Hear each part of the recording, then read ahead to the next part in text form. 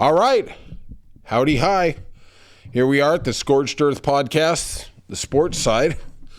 And boy, we got some stuff to do. Yeah, let's talk about it. If you could, though, first, before we start talking, I need you to hit that like and subscribe button. If you haven't, you're going to hurt my feelings, and I'm not going to be happy.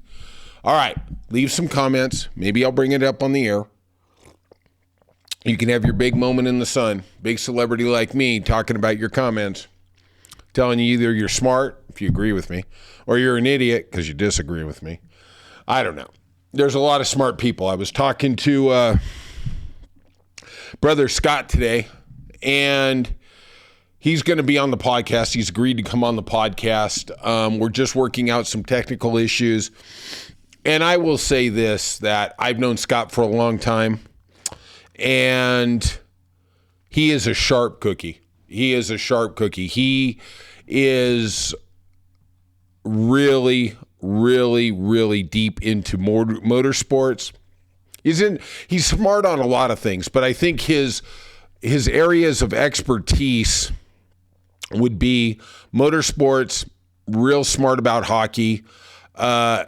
Him and I have worked together. We worked together for a long time. He's just one of the really, really good guys I've ever worked with.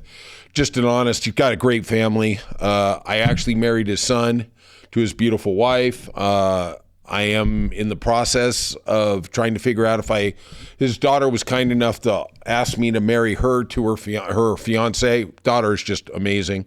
Talented lady, smart, beautiful. I really want to just, we have to see if we can work it out on the schedule with family stuff. But actually, it was pretty much the highlight of my year when she asked me not too long ago.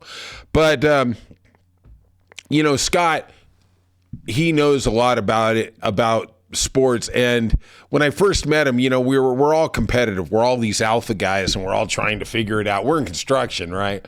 And I realized quickly he knew a lot about motorsports. This is back when I first met him, it was around when Dale Earnhardt tragically passed at Daytona. And, he knew a lot about it. And I wanted to kind of be able to have conversations with him. I always enjoyed talking to him. It's always a vigorous debate. I will tell you this, when he comes on the podcast, it is going to be rock star. Kid is just talent on talent. He's funny. He's witty. But the thing I've always liked about Scott, and I think we've always had this, is we are open to new ideas. Like, there's a lot of things that I go in when I think about something, and Scott will tell me something, and I'll sit there and I'll reflect on it for a minute. I'll go, yeah, you're right. Yeah, that does make sense. And I never really looked at it like that. And he does a lot of those things when it comes to, especially Daytona.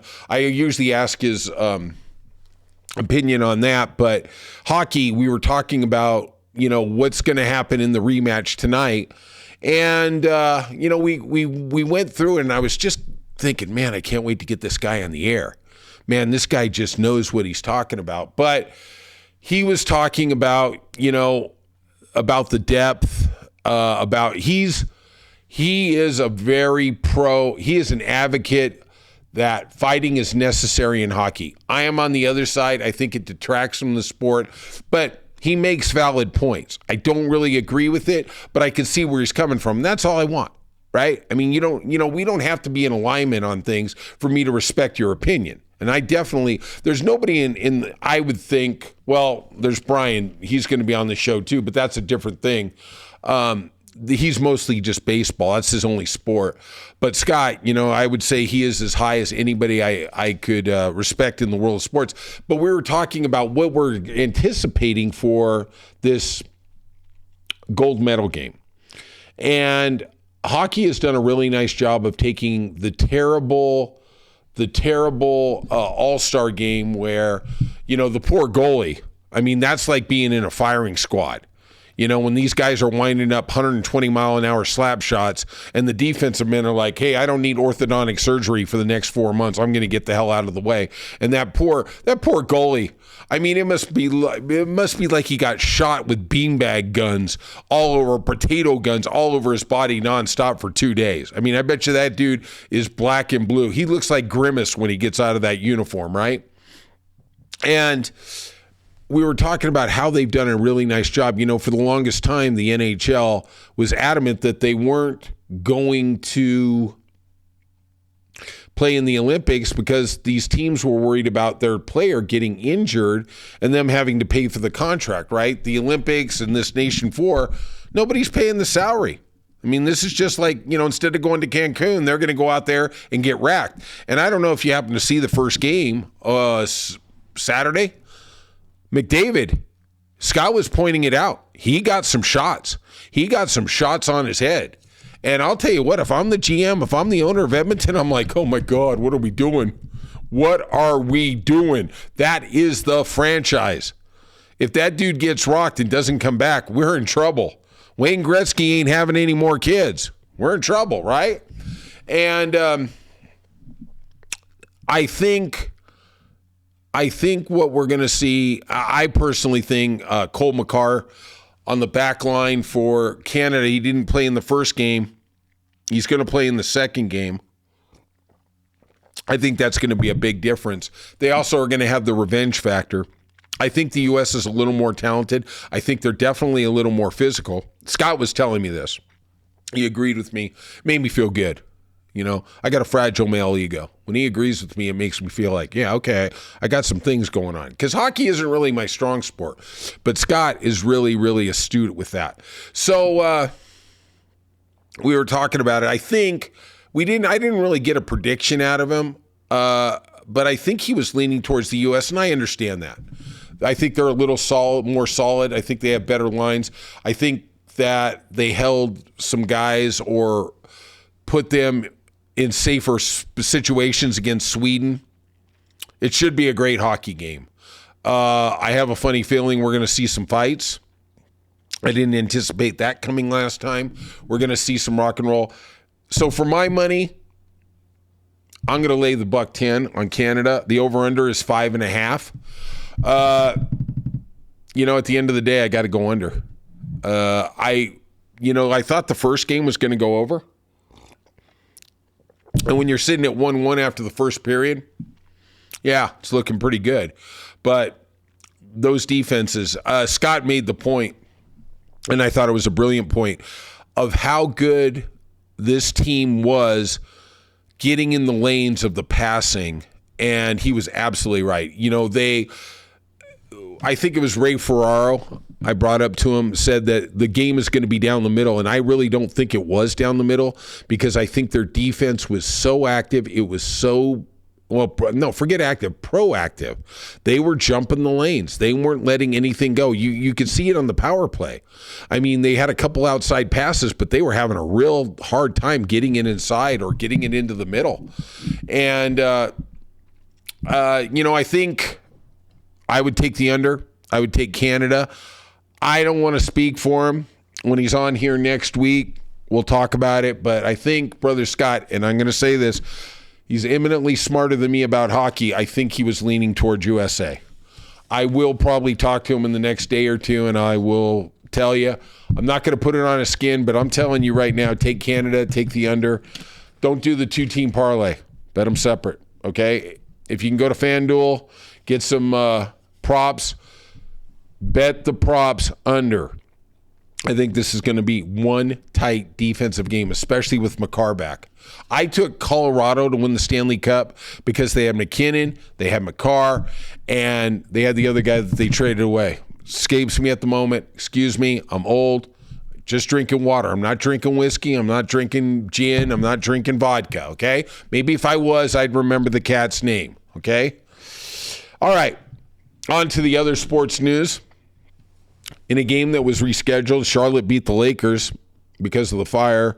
It had to be rescheduled yesterday. Charlotte beat them 100-97. I think it's just a matter of time till Luka just gets this team rolling, though. I hate the bloody Lakers, but, man, it's like Bill Simmons says, the GOAT of podcasting. He says, man, the Lakers, no matter what they do, it's just like they're born on third base. They don't have to go to first or second. Yeah. All right. SEC Commissioner Greg Sankey, and Big Ten Commissioner Tony Petitti agreed that the CFP needs more seating change. That is code for we need more slots at the table. First of all, they need to go to 16 teams. This 12 thing is just effing retarded. It is stupid on stupid on stupid. The 4 teams that got the first round bye all lost in the second round. College football is not like pro football. Those guys can take the week off and it doesn't faze them at all. College is a different world, man. They're out banging the cheerleaders, they're drinking. If you're at Georgia, you're going 100 miles an hour, killing people, whatever you're doing, okay? Hey, don't hate. Don't hate just because I'm telling you the truth, right? So what basically we're hearing is the Big Ten and the SEC want a bigger cut of the pie. Go to 16 teams. I mean, it's just stupid. One should be playing 16, 2, 15, blah, blah, blah. Let's just go down it. And honestly, because the money is so astronomical, we all know where it's going. It's going to go to 32 teams. It is. It's going to go there. The bowl system's done. And you know what they're going to do? The Sun Bowl and the Gator Bowl, they're going to get 1 versus 32. They're going to get 2 versus 31. They're going to get those crap games. And this season, we had 17 games. I mean, these kids are playing a pro schedule. I mean, I remember back in the day when they say, they're going to school to get an education. Yeah, right. When are these kids getting an education? How about basketball? Where they start in November and they end up in April, if they're lucky. That's going through 2 semesters. Yeah, I'm sure those guys at Duke, they're getting a real education. Yeah, right. Alabama, real education. UCLA, yeah, I'm sure they're just burning the books down, right? Just burning that midnight oil. Yeah. Let's see. They go to One Oak or they go to the study hall. I wonder what they're doing in LA. Yeah. Hold my breath. All right. We got the U.S. Travel Association. I know you thought that was going to be something JT was going to bring into the sports podcast. Says that the U.S. air travel system is inadequate for the millions of visitors. I guess so. If you do travel, you do have a lot of delays. You have a lot of problems. And I can't even imagine really high-profile events. Now, here's the high-profile events coming up. 2026, FIFA is going to have the World Cup in America. 2028, we're going to have the Summer Olympics. And for everybody out there who thinks it's going to be a Los Angeles thing, you don't know what's going on. I saw Casey Wasserman, I think it was on Rich Eisen, and this is probably 8-9 months ago, and he was talking about Olympic events being in Colorado and also in Oregon. Now, I think volleyball he was talking about in Colorado. They hadn't confirmed it yet. But we just came off an Olympics in France where they had surfing in Tahiti. They had sailing on the south coast of France, which was 1,000 or 2,000 miles away. So I think what we are going to see with the Olympic evolution, and I think we're really going to see it with the 2028, they're kind of keeping it close to the vest, is we're going to have it all over America. The marathon, why not have it in New York? Okay, yeah, I know. There used to be a rule every event had to be within 75 miles, but because these countries quit bidding on the Olympics because they honestly couldn't afford the budget. I mean, what did the Tokyo Olympics go over budget? Like $21 billion? The Chinese ones, they put literally $40 or $50 billion into the infrastructure in Beijing. Now, that was for a summer and winter Olympic, but I mean, what countries have that money? I mean, very few, especially in this era of fiscal austerity, right? We also got the 2025 Ryder Cup, and let's go to that. So I live in Los Angeles. 2 years ago, I was looking at tickets for the U.S. Open. Now, it's golf. They got 25,000 people just wandering around there, smoking peyote, drinking gin from the little sleeve that they got in their back pocket. Usually the tickets are somewhere, like I've been out to the Bob Hope in Palm Springs a couple times. Tickets are somewhere like 60 to 80 bucks. Well, the U.S. Open, just for a general admission ticket, and I'm not saying the upgraded one. The upgraded ones are where they actually have bathrooms that you can actually exist in. You can get out without Ebola or whatever. If you don't get the upgraded stuff, then you are literally, it's 2 porta potties for 8,000 people. Welcome to the US Festival. Welcome to Coachella, right? And I was looking at the cheapest ticket I could get on a Saturday, and it was like $380, right? I saw the prices for the tickets for the Ryder Cup this September in Bethpage because I was thinking, I really want to go. I might try and make that work. Sorry, was that a phone number or is that how much the ticket is every day? I mean, the tickets were like $600-800 for a day. I'm thinking to myself, Jesus Christ, who can afford this? I mean, really, we are living in an era where these sports tickets, parking, all the ancillary stuff is just obscene. And they used to talk about in the NBA, well, they're outpricing themselves. It's family of 4 there can't go for less than $200 or $300. Let me tell you something. We are getting to the point, if you're taking a family of 4 to a sporting event, a major league, one of the big 4, it's $1,000. Yeah, I know. There's exceptions to the rules. Like, living in LA, the Ducks aren't very good. You can get resale tickets somewhere $80 a pop. But even then, you're looking at, with parking and concessions, you're looking at $600. And that's for a terrible, terrible team. Yeah, I know. That's Scott's team. We're going to tease him about that when he comes to the podcast. But, I'm thinking to myself, wow, what is the price for a ticket in Toronto or Florida, or Boston, where these teams are competitive, where the fan base is rabid? Like, my God, do you have to sell a kidney to go to these effing games? Okay, but I digress. Well, we got a little off track there. Stay with me. We're going to finish strong, all right?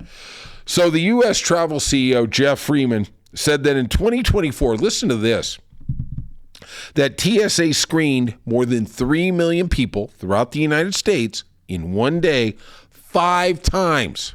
5 times.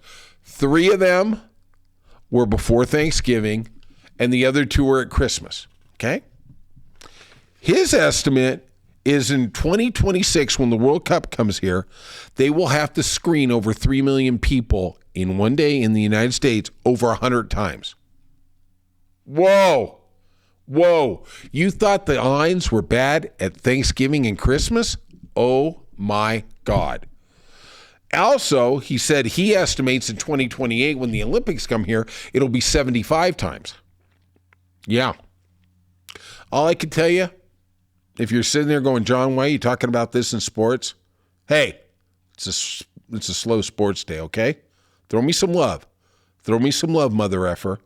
All I'm going to say is you better figure out what the Greyhound bus schedule is.